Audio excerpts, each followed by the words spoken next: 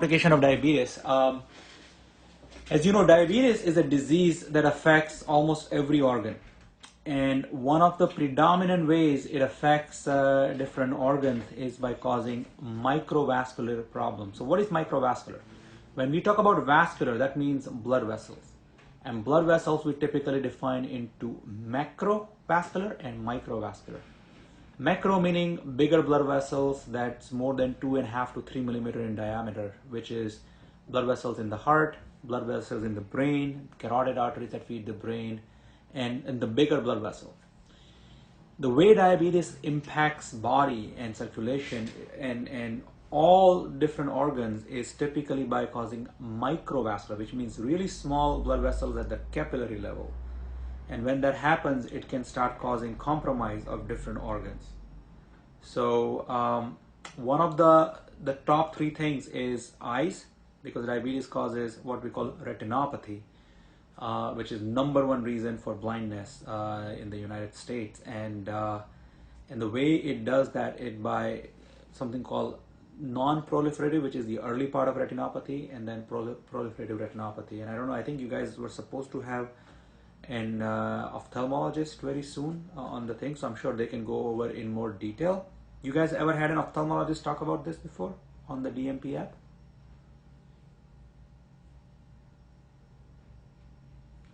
Okay, but I just want to make sure I'm still live. If I don't see any comments, I feel like I'm not live. So okay, perfect. So dysautonomia, definitely we're gonna talk about this. So we're talking about, again, hi Heather, how are you? So we're talking about diabetes and the microvascular complications. So microvascular meaning small blood vessels, the big one being retinopathy, which is the eye.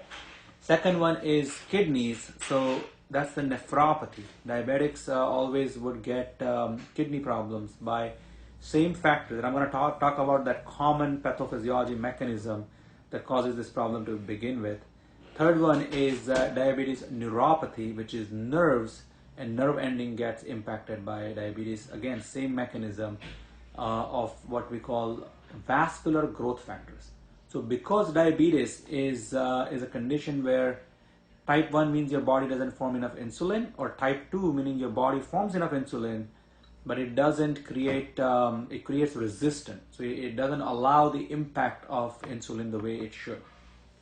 So I think I mentioned that last time when I was here, that people who have diabetes, their pathophysiology is very similar to somebody who's starving, because your body is resisting insulin. So now you have sugar that stays in your bloodstream but cannot go from your bloodstream to your intracellular. All your vital organs would not get the blood sugar, which is the fuel, the energy we need. And that's why the sugar is high in the blood and low inside the cells.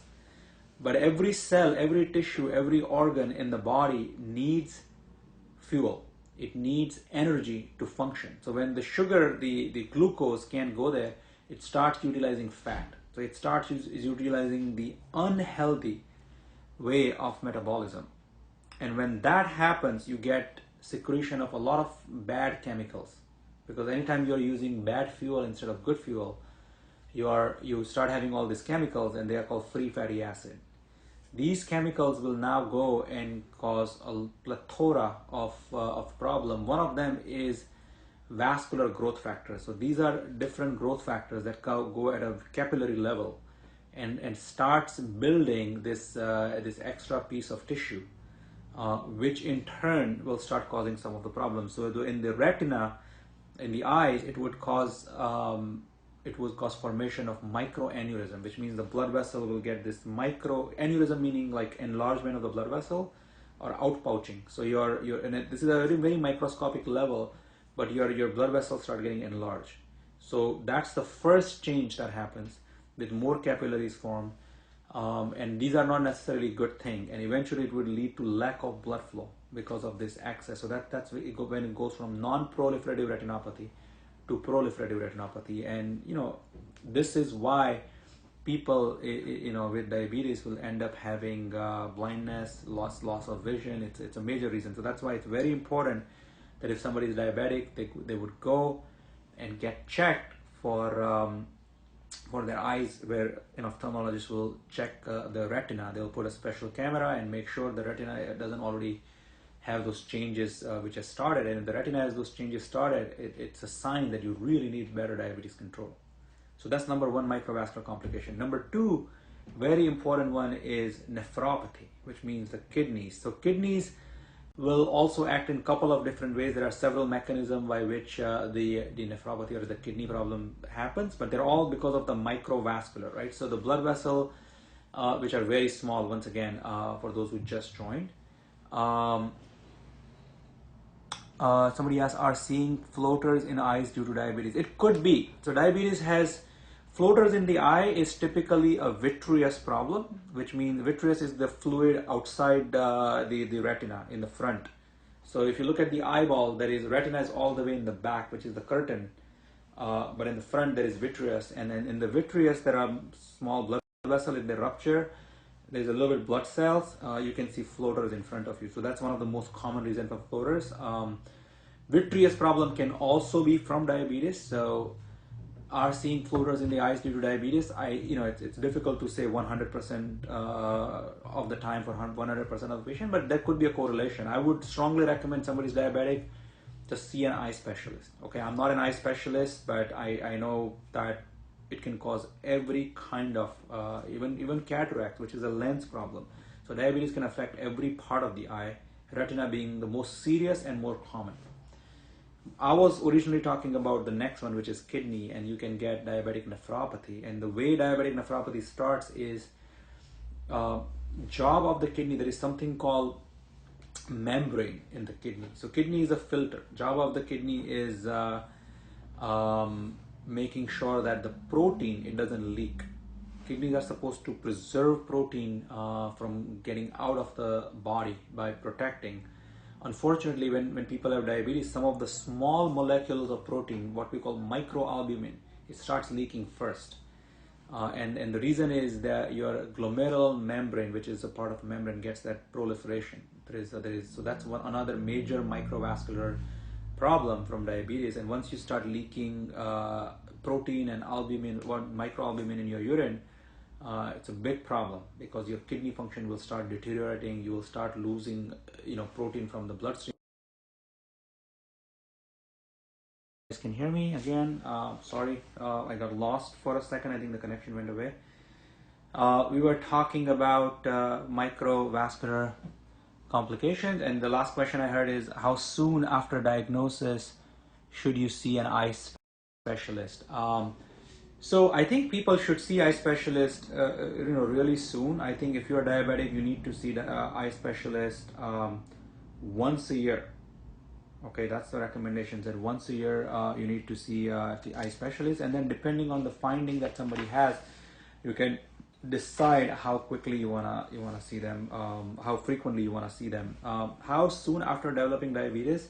I would say like within a year, I would go and see an eye specialist. It also depends if you have other risk factors. If you have hypertension, you have cholesterol, you have any, obviously if you're symptomatic, then immediately. If you're completely asymptomatic, you have perfect vision, you could wait a few years. But overall, the diabetes impact, the microvascular impact, happens with glycemic control. So if you're diabetic and have a poor glycemic index, you should definitely see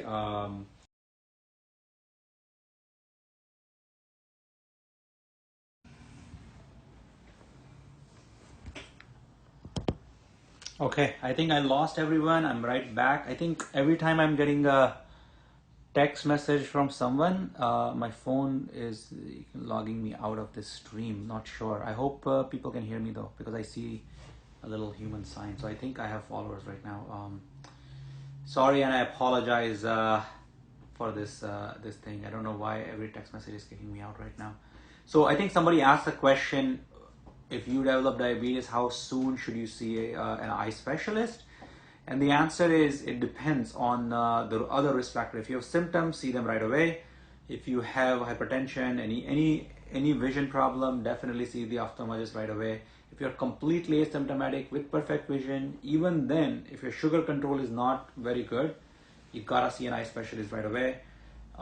If you are type 1 diabetic and you just got diagnosed at a young age, maybe 4 or 5 years you can wait, and then you can see that, the recommendation is wait up to 5 years. If you're type 2 diabetic, that means you're a little bit older, more likely to be, in which case you gotta see an eye specialist pretty soon within the first year of being diagnosed. Okay, so the next question, and then I would say once it's established, you gotta keep seeing the ophthalmologist like once a year.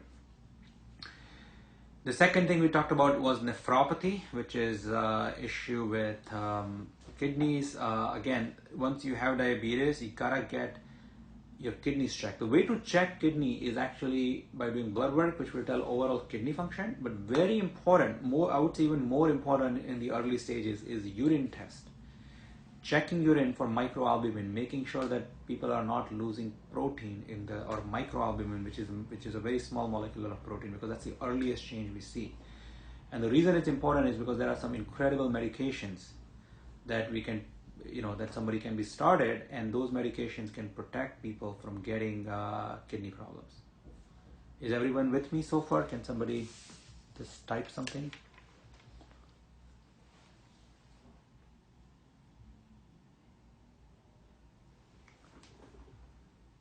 I'm not getting any typed messages, but I hope people can hear me loud and clear. The next problem I wanted to talk to you about is neuropathy, which is nerves. So diabetes, I hear that people can hear me now. Good. So nerve problem is obviously very common as well. It's the same exact vascular growth factors proliferation causing the nerve problem. And somebody early on asked a question of dysautonomia, which is basically your nerve balance gets a little bit off. So that question, before I answer that, before I go through nerves, somebody asked a question that how bad is stage 1 CKD, but nothing being done currently. Is that right? Yeah, stage 1 CKD means your kidney, it's an awareness that your kidneys are having some impact. The way we decide, CKD means chronic kidney disease, and it has from 1 through 6 stages. So first stage is when your kidney function goes like less than 10% is off. And the way we determine that is by blood work, something called GFR, which is a glomerular filtration rate that tells us what's people's kidney function. Once your kidney function goes, you go into stage 1, that means it's just the beginning. There's no need to panic. All that means is make sure we take control. So that means better control of not only diabetes and blood sugar, but blood pressure. Okay, diabetes and hypertension together is 10 times worse than either one alone, because diabetes worsens the impact of hypertension and hypertension worsens the impact of diabetes. So, I always say in medicine 2 times 2 is not 4, it's 2 times 2 is 22. It's perfectly true for diabetes and hypertension. If you're diabetic, your risk is 2 times more than non-diabetics for kidney problems, heart problems, circulation problems, stroke, all that stuff. If you are hypertensive, your risk is 2 times more than non-hypertensive. But when you have a combination, your risk is not 4 times more, your risk goes 22 times more. So that's why everything augments. There is a multiplication relationship here. So again, kidneys very important. The third thing we were talking about was nerves. That diabetes will affect nerves and cause neuropathy. So this comes as a wide variety of symptoms. There are all kind of nerves in the body, and diabetes affects all of those nerves. So what are the nerves in the body? There are motor nerves, which is your muscles. These nerves can determine the capacity of your movement. Those do get impacted, but later on. So when they get impacted, people do get a sense of weakness, fatigue, and all that stuff. Before the motor neuropathy comes in, first comes sensory neuropathy, which is way early on, way more common, and can lead to a lot of problems. So what is sensory neuropathy? Those are the nerves that can feel things and sensations. So the most important nerves for this is lower extremities.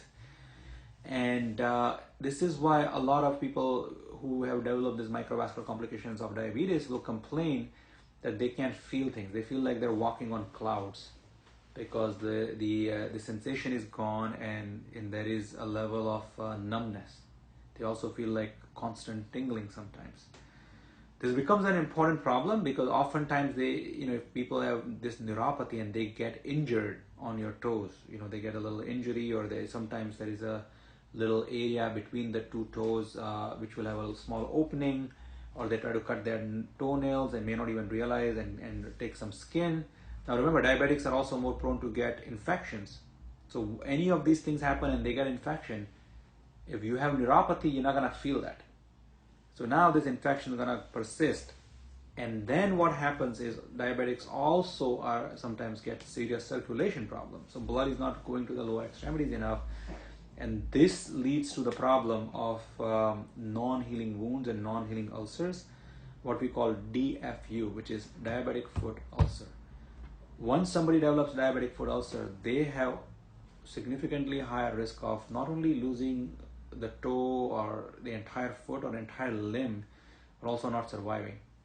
So we always talk about heart attack, which is when when your arteries in the heart shut down, people get heart attack, and that is a very bad result, right? And everyone understands whenever you say the word heart attack, it's very clear in people's mind that it's a major problem. It happens abruptly and it can completely change the course of your life. It can either kill someone, or even if you survive, you can still have a very different life. So it's a very impactful event, heart attack. People don't realize there is an event called foot attack. When your feet, which should be getting blood flow, the arteries shut down, they don't feed, blood to that foot, and now in combination with neuropathy, in combination with infection, people can get wounds, non-healing ulcers, diabetic foot ulcers, they get gangrenes, and this leads to amputation. And this amputation is a downward spiral, because once people form these amputations, these things may not heal, which eventually leads to more problem for rest of the body. And we know that 25% of the people who end up with major amputation will not survive even. So that's why the foot attack goes very under-recognized, and it's important to know. And the reason I'm bringing this in this conversation about microvascular, because microvascular complication like neuropathy will eventually play a role in leading to this non-healing wounds, ulcers, creating the ulcers in the first place, leading to amputation, things like that. So that's why I think it is very important that when somebody has diabetes, you get perfect control of your blood sugar, glycemic control. In addition to that, you gotta make sure that your other risk factors are in control. So that's why blood pressure control has to be perfect. Normally we say that anyone over one over 130, we call it abnormal nowadays. We used to call it over 140. In diabetics, it's even more important. Okay, even if the blood pressure is 135 and somebody's diabetic, that's a problem. Okay, same way your cholesterol control is very important. So within cholesterol there is LDL and then there is HDL. LDL is the bad form of cholesterol, which is very important to control because that's the atherogenic cholesterol which causes plaque formation all over, and especially in diabetes. So if you're diabetic, chances are you should also be on cholesterol medicine, because somebody's cholesterol of a certain level is acceptable if you're non-diabetic. For example, if somebody's LDL is 135, if my patient has 135 LDL and they don't have any diabetes, I would say you don't necessarily need to start the medications right away. You can try exercise, you can try changing the diet, you can, there are multiple other ways. When somebody develops, diabetes and now the LDL is at the same exact number, you should be on cholesterol medication like statins, because now your risk is much higher and you have a lot more to gain or a lot more to lose with the cholesterol number. So that's why that becomes very important. Okay, there are certain other medications like baby aspirin which can work as a blood thinner, and these blood thinners can also end up helping prevent microvascular and any kind of vascular complications. So remember, microvascular were the eyes, kidneys, and nerves. In addition, there is a lot of macrovascular complications, and they're also not that uncommon. Macrovascular is when the heart arteries get clogged up and blockages leading to stents, bypass surgeries, heart attacks, all that stuff. Other macrovascular is blockages in the carotid that causes stroke. And then other macrovascular, obviously, as I said, is lower extremity blockages and things like that. So all those things, once you get those macrovascular, you should also be on blood thinners like baby aspirin. which has a protective role, because aspirin in a very low dose and a baby dose works as a blood thinner. So it's a blood thinning medication that protects people from getting heart attack, stroke, and in diabetics it's very important to pay attention to that. So in nutshell, once you have diabetes for several number of years, you gotta start seeing you gotta start seeing diabetic specialists. There's a lot of plethora of incredible medications, which has amazing role. So if you are type 2, I think chances are you would start with metformin or glucophage, and then if that doesn't get it under control, or if somebody has side effects, there's a whole slew of newer medications which were not even available 5 or 10 years ago. There is two particular class of medication, GLP-1, which is very common and popular and has amazing benefits, not just for the diabetes, but it has benefits on other organs. And then there is SGLT2 inhibitors, which is also a latest medication for Ciga and Jardiance, are the brand names. Those also have a lot of benefits in cardiac patients. So I'm a cardiologist and vascular specialist, so our patients benefit from some of these newer medications. So and obviously the insulin therapy itself has significantly improved as well. Insulin also now comes not only in injectable form. We have inhaled insulin that can be used. The GLP-1 right now is only injectable form, but they just approved another one, which is an oral pill that you can take. So again, I'm not here to promote any particular drug or any other company or anything like that. I have no conflict of interest, but the point I'm trying to make is we are so advanced now when it comes to diabetes management compared to 8 or 10 years ago, that it's a shame if somebody's glycemic control is still not well maintained, because we have a lot more tools in our capacity. Even monitoring, as you guys are aware, monitoring has become much easier. You have apps. You can just put a patch that can do constant blood sugar monitoring. Apple, I think, is coming up with a blood sugar monitoring app as well. So we have better ways of measuring and knowing where the sugars are, and we have a better way of controlling the blood sugar. What we really need to do now is to have a better understanding of why it is so important to get and so once we have that mindset and better understanding, we can really get amazing control. So does anyone have any other questions or comments on the stuff? I want to make it a little bit more interactive. You guys can hear me okay? I'm always worried that I froze and last 20 minutes nobody can hear me.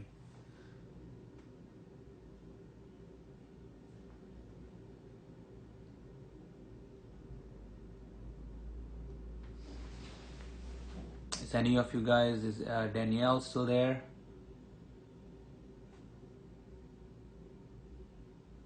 Okay, thanks Dave. Thanks for letting me know. Perfect. Okay, awesome. Anyone has any particular questions I can answer? So does people have clear understanding of dysautonomia? Does it mean I should run at a higher blood pressure? So dysautonomia means, so we were talking about nerves, and I think I was talking about motor nerves, sensory nerves, and the third group of nerves are called autonomic nerves. So what are autonomic nerves? Autonomic nerves are nerves that control your vital organs in a way, right? So remember, heart at the end of the day is a muscle. And just like any other muscle, nerves control the muscle. So the nerves that control the heart are called autonomic nerves. Same way, your blood vessels are also muscles. There is a muscular component. That's why blood vessels can stretch, relax, elastic, stiff. And the nerves that control the blood vessels are also called autonomic nerves. Within autonomic nerves, there are the sympathetic and parasympathetic nerves, right? What it means is there are two set of nerves. One set of nerves, the role is to raise the blood pressure and raise the heart rate at an appropriate time. The other set of nerve does the opposite. And this is why and how our bodies are built, because this is the flight or fright response, what we call it, right? So when when we were built, we are a very old software, right? Humans are very old software. We are built to live in wilderness.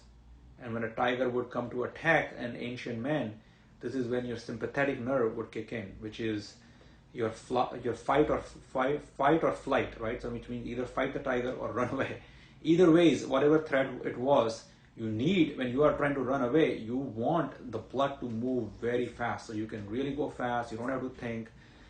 So these are the sympathetic nerves which raises the blood pressure and heart rate. And then when you get wounded, let's say somebody cut somebody, people were in wars back in the days, or get attacked by an animal, you start bleeding. And when you start bleeding, your body's natural response is slow down the heart rate and slow down the blood pressure, so you lose less blood. So that's why these sympathetic nerves, which raises the blood pressure and heart rate, and parasympathetic nerves that lowers the blood pressure and lower the heart rate, we all have them. And at the end of the day, our blood pressure control and heart rate control is the balance between these two set of nerves, right? So in other words, anytime anything raises our blood pressure or heart rate, there is a set of nerves that will keep it in control, or it goes lower, set of nerves that will keep it in control. So that's the autonomic function. Dysautonomia means that this function gets a little bit disrupted, and diabetes, unfortunately, is one of those factors that it can affect those. Like any other nerves, it will affect the autonomic nerves. In some people, it will cause autonomic dysfunction, or the other word is dysautonomia, which means that the nerves that can keep blood pressure and heart rate in control are a little bit off. So when people can be, their blood pressure drops for whatever reason, the defense doesn't kick in very fast. So they can feel very dizzy very quickly. And usually it passes away. Most of the time it's a very benign thing. It's not like those nerves are not working. It just come a microsecond delay, which can feel very scary because you feel like off you go, you're gonna pass out. One of the strategy to help with autonomic dysfunction is allowing the blood pressure to run a little bit higher, but it's not. There could be multiple other factors, so I can't advise on a one-on-one basis. In general, when people have autonomic dysfunction, there are certain strategies, and I think you should certainly see an expert, several experts. You need to see diabetic experts like an endocrinologist to get blood sugar control perfect, so the problem stops happening. There are certain nerve medication. In some people, they make a little bit difference in them, medication that reduce neuropathy.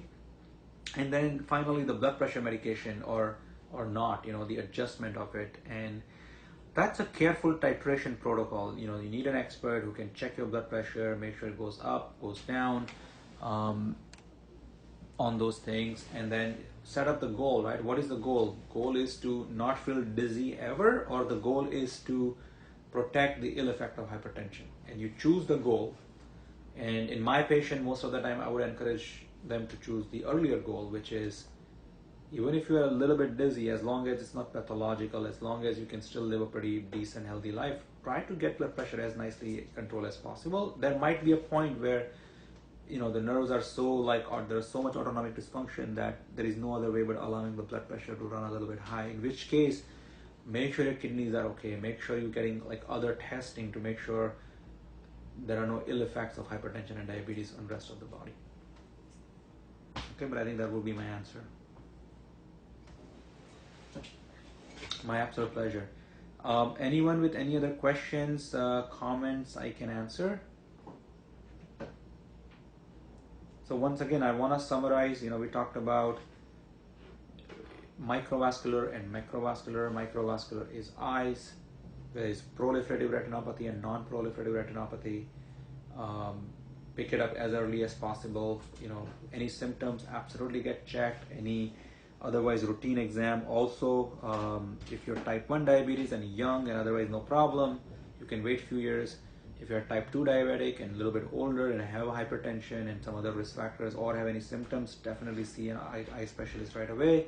Once you establish care, see them more frequently. Same thing for kidneys. Make sure you get your kidneys checked because you get this microalbuminuria and loose proteins, so get your urine test done. There are medications once you have this microalbuminuria which can reverse the damage. This is one of those things that we have a tool in our hand where we can reverse the microalbuminuria and reverse the nephropathy. So somebody asked me about CKD stage 1. That can be done as well. And the third thing, obviously, we talked about is the neuropathy. Within neuropathy, there was motor, sensory, and autonomic, 3 set of nerves. and diabetes potentially can impact all of them. So those were the microvascular complication. Macrovascular was the heart, stroke, lower extremities, preventing amputation, all that stuff. And finally, couple of simple strategies. Get amazing glycemic control. So have that awareness that this is very important for a number of reasons that we talk.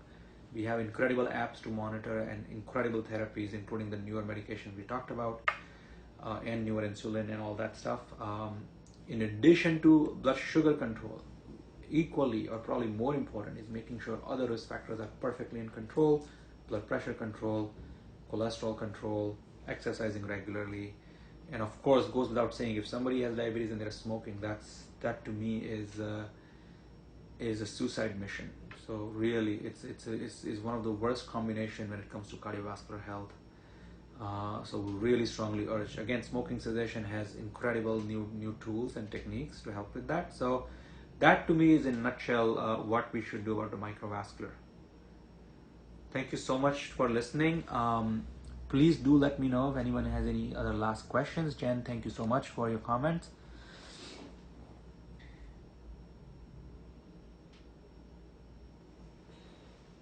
Okay, great. I think there were some technical errors in the beginning, but I think we got most of it sorted out later on.